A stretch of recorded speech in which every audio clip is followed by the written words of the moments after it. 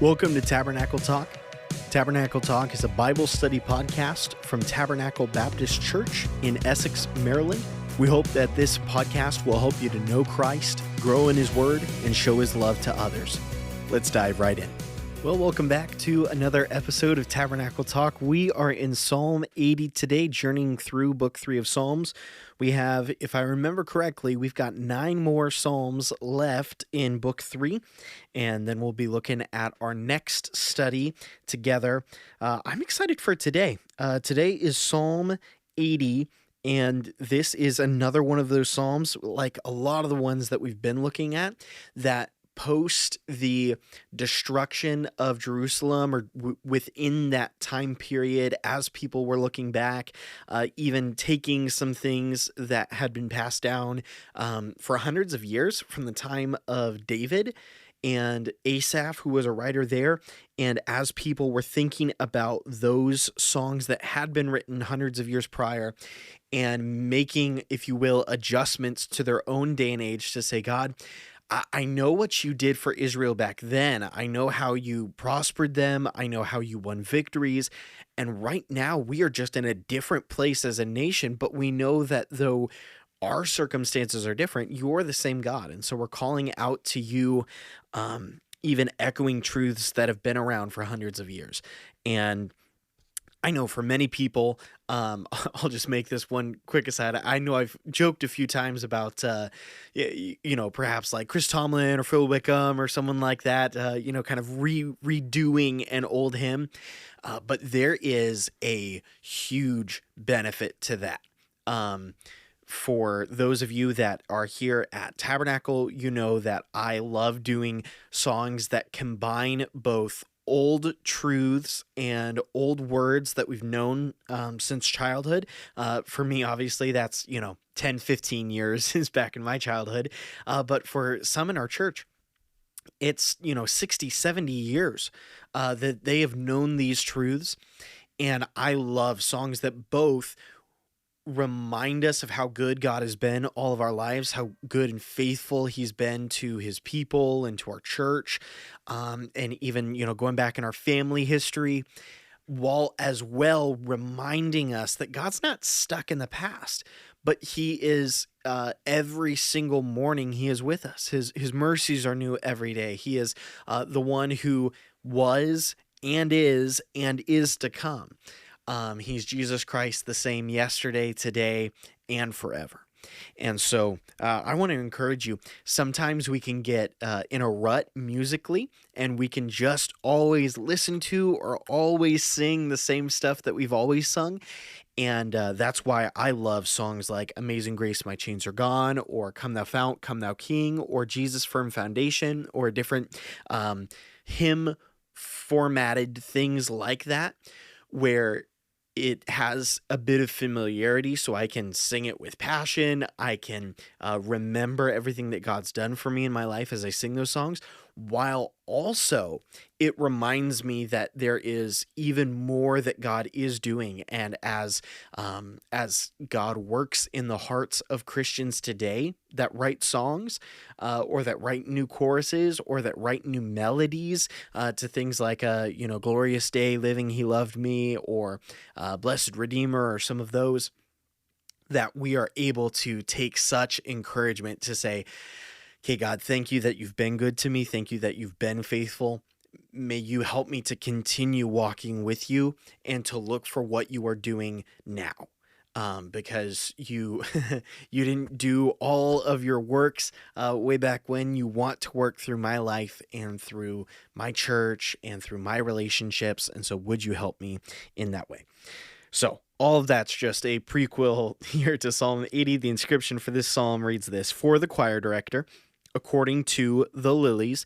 And here this would likely be the name of a tune, that it would say, okay, here's the melody that you sing for this poem. It says, a testimony of Asaph, a psalm.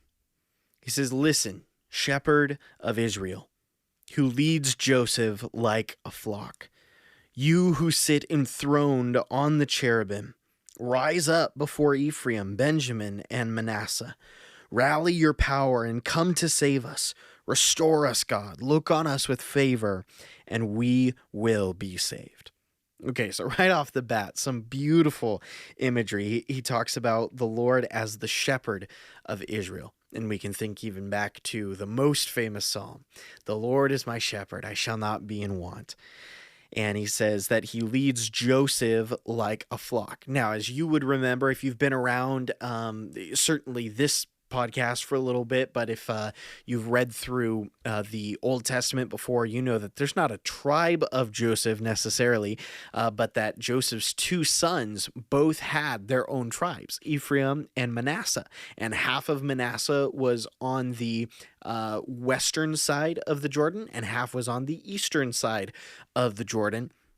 And so he says there in verse number 2, God is rising up, he is coming, he is leading, he is shepherding before Ephraim, Benjamin, and Manasseh. So these would be the descendants of Jacob's favorite wife, Rachel, that she would have Joseph and Benjamin, and obviously Joseph's two sons that she never got to meet, Ephraim and Manasseh. So here there is like a tenderness that says, God, remember these people that were so beloved, that were treated ill, that went through incredibly difficult, hard circumstances. Everything that Joseph went through, Ephraim, Manasseh didn't even know their family for years until they came down to Egypt. And I think that was highlighted in the, I can't remember if we went through that on this podcast. I know I've mentioned it at some point. But everything that Joseph went through, everything that his family went through, Benjamin, his mother died in childbirth. And so he grew up without his mother and as kind of the youngest. And I can only think if there was that jealousy that the brothers held towards Joseph, how much more jealousy might there have been towards Benjamin, who's, the baby boy, and with all of the love that was lavished onto Joseph, once Joseph was gone, then there was okay, well, only Benjamin, this is the last, if you will, remembrance of Rachel that Jacob had. And so he also would not have had a super easy life. So, but that's not necessarily here nor there, other than the writer here, Asaph, is calling to mind, God, remember your loved ones, the cherished ones, the ones that have gone through so much. He says, you who sit enthroned on the cherubim, rise up. So don't think of the cherubim as the chubby babies. Get that out of your head. The cherubim are the, if you will, throne room, quote unquote, guardians. That is those that are in the throne room that God has doing specific tasks. And one of the things that's mentioned throughout the Psalms and some other areas of Scripture is God is, if you will, riding on them, that they are kind of carrying his throne. These would be the amalgamations of the strength of an ox and the mane of a lion and the wings of an eagle and the face and hair of a woman, like those types of things. That kind of best of all possible creation, like the super creation that God has made. These are the ones that God isn't he isn't subservient to any other spiritual being. He is the one that is the ultimate, and he reigns over the cherubim, the seraphim. He presides over the angels. He even rules the demons and tells them what they can and cannot do. And I'm thankful for a God that is amazing. And so here Asaph's reflecting on that God, the God who literally has angels carrying him, not because he has to have it, but because that's a place of authority and greatness that highlights just his magnificence. So he tells him, God, this is who you are. I want you to rise up. I want you to restore us, God, to look on us with favor, and we will be saved. Okay, we find out here Israel is in a place where they are in need of the rescue of God, that it is almost as though, bless you, and by you I mean me, Israel is in a place where they need the favor and the restoration of God because they have fallen down. They are in need. Verse number 4, he begins to talk about what the circumstances are that Israel is in. He says, Yahweh, God of heaven's armies, how long will you be angry with your people's prayers? You fed them the bread of tears and gave them a full measure of tears to drink. You make us quarrel with our neighbors. Our enemies make fun of us. Restore us, God of heaven's armies. Look on us with favor, and we will be saved. Man, here as we look at these sections, we can think back to Judges and to so many times, even on this podcast, we did some legacy episodes through First Kings and saw how Israel consistently wandered away from God, and not just wandered away from God, like directly rejected the light of God's revelation and covenant that he had given them. And as a result, they were constantly having to fight with these other nations where if they had followed the Lord, they would have experienced the peace and victory and joy that they experienced during the life of Solomon, a peace that was won in large part through some of David's work and how he continued to forward the work of God's kingdom within Israel, within Judah, certainly in a flawed way, certainly with many failures, but his goal was, we want to be the people of God. We want to worship him. We want to exalt him. We want to sing about him. And so all of that happens. So we remember all of those things of, I remember there are times when Israel's fighting against Edom, they're fighting against Moab, they're fighting against Syria, they're fighting against Egypt, they're fighting against Assyria, they're fighting against Babylon. Yeah, it really does seem like they're not really experiencing a lot of peace, and they're going through hard times where there's droughts and famine, and you can think of when Assyria came and there were sieges and people were incredibly hungry and thirsty.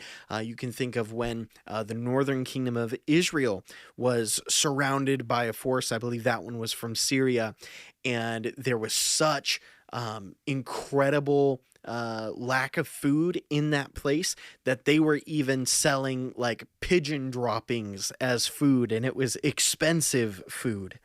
And so in those moments, the question, I love what Asaph says here. He has a call out to God that he says, look at all of these terrible things that are happening. Whereas we looking back go, well, yeah, God told you exactly what would happen if you rejected him and his way and you went your own way, and yet that's the direction that you guys chose to go. And so he'd say, well, you guys kind of signed up for this, but Asaph says, God, I believe in your mercy. I believe in your forgiveness. And so God, yes, we have brought this on ourselves, but I also want you to remember not just who we are. I want you to remember who you are and what you have done. And so I love that aspect of it. Verse number 4, where he says, Yahweh, God of heaven's armies, how long will you be angry with your people's prayers? Man, that made me just think in my own life, God, when I come to you, am I coming to you just because my circumstances are bad and I have no desire to actually walk with you and know you and love you? Or am I consistently coming to you in every season? Is my heart genuinely to know you and worship you and follow you and lead others to know you? Because that's not a prayer that God will get angry with. If you're just trying to use God to get a set of circumstances that you want, well, certainly that is a prayer that God can be angry with. But then in verses 8 through 19, Asaph draws God's attention to, if you will, Asaph draws God's attention to, here is who you are and what you have done with the people of Israel and in this place. I want to remind you of your works, and because of who you are and because of what you have done, that is why I am asking you to help Israel, to restore us and to save us. Verse number 8, you uprooted the vine from Egypt. You drove out the nations and planted it. That is, drove out all of the Canaanites, Perizzites, Hittites, etc., and planted Israel. took it from Egypt, planted it in that land of Canaan. He says, you cleared a place for it. It took root and filled the land. The mountains were covered by its shade, and the mighty cedars with its branches. It sent out sprouts toward the sea, that would be the Mediterranean, and shoots toward the river, that would be the Euphrates. Verse number 12, why have you broken down its walls so that all who pass by pick its fruit? You would have, gates, fences, stone walls built up so that when you had a garden, it wasn't just that anyone and anything, any animal, any bystander could take from your fruit. And he says, God, you've broken it down so that what we are doing is being enjoyed by other people, if you will. We make the crops and Edom comes in and takes our crops. You have, the Canaanites that are in the land that would at times come and steal all of the food or steal whatever type of resources. And he says, God, this is what is happening to us. He says, the boar from the forest tears it, and the creatures of the field feed on it. Return, God of heaven's armies. Look down from heaven and see. Take care of this vine. The root your right hand is planted, the shoot that you made strong for yourself. He says, God, this is more than just about our failures. This is about your honor, because you are the one that put us here. You are the one that called us by your name. You are the one that gave us your law. And so he says, God, I know we messed up. He says, but God, would you come and save us nevertheless? Verse number 16, it was cut down and burned up. They perish at the rebuke of your countenance. He says, God, you responded to our evil, to our wickedness, and so now we're shriveled up. Verse number 17, he says, let your hand be with the man at your right hand. With the Son of Man, you have made strong for yourself. And certainly there, as he's talking about Israel, and he's saying, God, care for your people, care for your rulers. There would certainly be a messianic application as well that would talk about Jesus. And Jesus is that one that is at the right hand of God.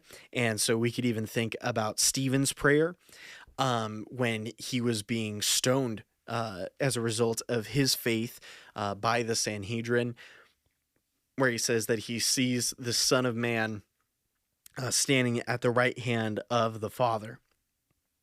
Then verse number 18, then we will not turn away from you. Revive us, bring us back to life, and we will call on your name. Restore us, Yahweh, the God of hosts. Look on us with favor, and we will be saved. I'm so thankful that just as Asaph prayed here, so we can find forgiveness and redemption and revival and everything that we need through Jesus. That though we haven't earned it, just as Israel had not earned it in this psalm, we can experience God's forgiveness not because of how great we are, but because of the promises and person and character and love of God. That we can know peace, we can know forgiveness, we can know community, we can know that we have a home in heaven. There are so many wonderful things that we are guaranteed not through our greatness, but through the greatness of Jesus Christ.